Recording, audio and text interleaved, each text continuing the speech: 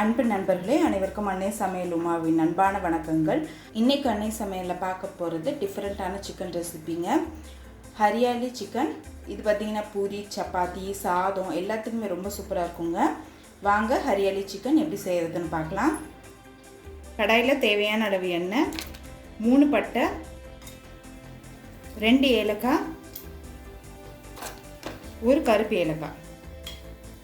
கருப்பு ஏலக்காய் இருந்தால் போட்டுக்கலாங்க. நீளமாக நறுக்குன 2 வெங்காயத்தை சேர்த்துக்கலாம்.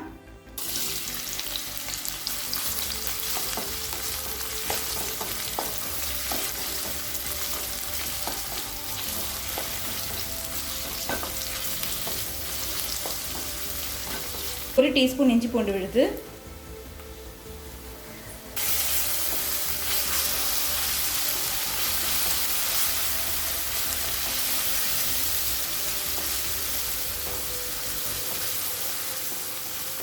வெங்காயம் நல்லா வதங்கிடுச்சுங்க. அடுத்தது நம்ம சிக்கனை சேர்த்துக்கலாம்.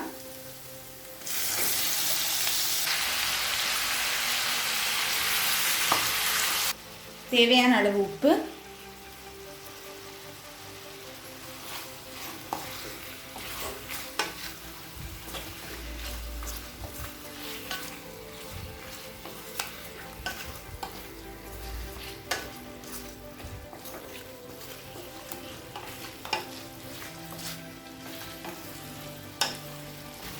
இப்போ சிக்கனை நல்லா வதக்கியாச்சுங்க.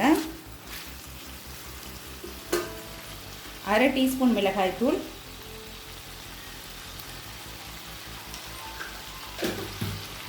1 டீஸ்பூன் சீரகத்தூள்,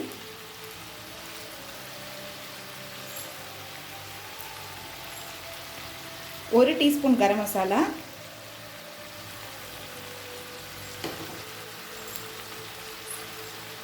1/2 டீஸ்பூன் தனியாத்தூள்.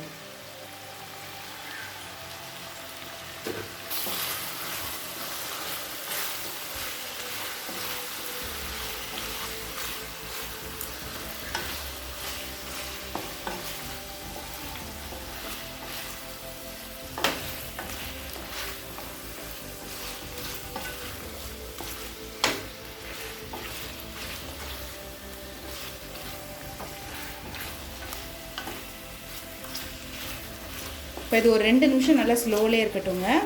அதுக்குள்ளே நம்ம அரைக்கிறதுக்கு தேவையான எல்லாத்தையும் அரைச்சிட்டு வந்துடலாம். ஒரு கைப்பிடி அளவு புதினா, ஒரு கைப்பிடி அளவு கொத்தமல்லி,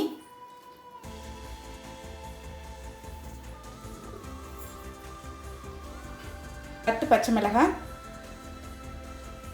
நம்ம 1/2 கிலோ சிக்கனுக்கு 1/2 டீஸ்பூன் மிளகாத்தூள் தாங்க சேர்த்துருக்கோம்.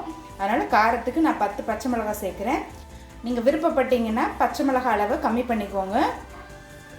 1 கப் தயிர் சேர்த்துக்கலாம்.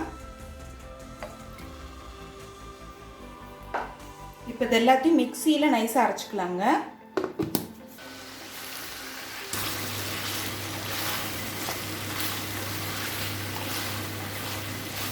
இப்போ 2 நிமிஷம் ஆயிடுச்சுங்க. சிக்கன் பாருங்கள் பாதி வெந்துருச்சு. இப்போ நம்ம அரைச்சி வச்சுருக்க மசாலாவை இதில் சேர்த்துக்கலாம்.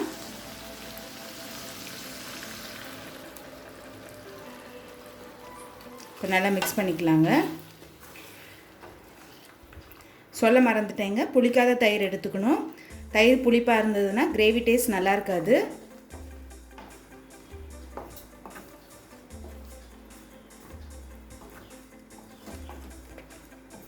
எப்பவும் சிக்கன் கிரேவி நம்ம வழக்கம் போல் பண்ணுறதுக்கு ஒரு தடவை இப்படி செஞ்சு பாருங்கள். கண்டிப்பாக டேஸ்ட் ரொம்ப நல்லாயிருக்கும்.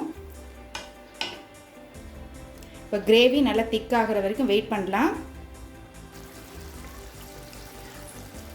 இப்போ பாருங்கள் நல்லா எண்ணெய் பிரிஞ்சு வந்துருச்சுங்க. வாசனை ரொம்ப நல்லா இருக்குங்க. இப்போ லாஸ்ட்டில் இறக்க போகிறதுக்கு முன்னாடி கொஞ்சமாக கசூரி மேத்தி சேர்த்துக்கலாம்.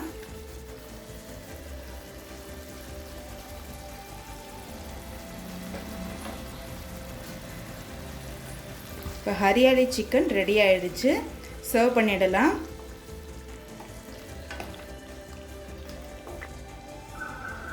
இப்போ சுவையான ஹரியாலி சிக்கன் ரெடி ஆகிடுச்சுங்க. ரெசிபியை ட்ரை பண்ணி பாருங்கள், கண்டிப்பாக உங்களுக்கு பிடிக்கும். ரெசிபி பிடிச்சிருந்ததுன்னா வீடியோவை லைக் பண்ணுங்கள், கமெண்ட் பண்ணுங்கள், ஷேர் பண்ணுங்கள். இது வரைக்கும் அன்னை சமையல் சேனலை சப்ஸ்கிரைப் பண்ணலன்னா சப்ஸ்கிரைப் பண்ணுங்கள். தேங்க்யூ.